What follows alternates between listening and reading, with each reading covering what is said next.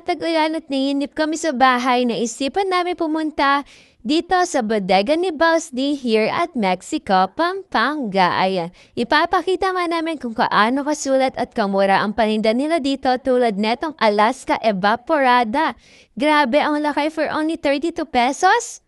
Grabe, meron din silang iba't ibang paninda tulad netong ramen, ayan, at luncheon meat for only 89 and iba't ibang klase ng ramen pa. Sobrang mura talaga at sobrang sulit. Ayan, marami silang paninda dito, hindi lang masyadong nakita dahil nga sobrang dami at marami kayong pagpipilian. Tulad netong maling for only 69 pesos.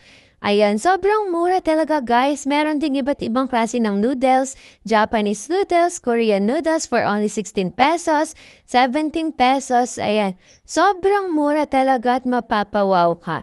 At syempre, dahil nagutom kami, dumaan kami dito saglit sa Salt Papi. Ayan, sobrang sulit din pala at masarap yung mga kainan dito guys. Ayan, sulit talaga yan guys, lalo na ngayong tag-ulan, yun yung masarap na yun, yung mga mami, baboy, lugaw, ganyan. Napakasarap talaga niyan. Tignan niyo naman at siksik talaga, grabe. Napakasarap niyan yung tag-ulan, kaya naman itry niyo na din to here at San Sebastian Control. At dahil nga sa sobrang sarap, tignan niyo naman kung ano ang masasabi ng tatlo dito. Grabe talaga. Salt Papi! Yaman! Yun nga lang for today's video. Don't forget to like, follow, and share!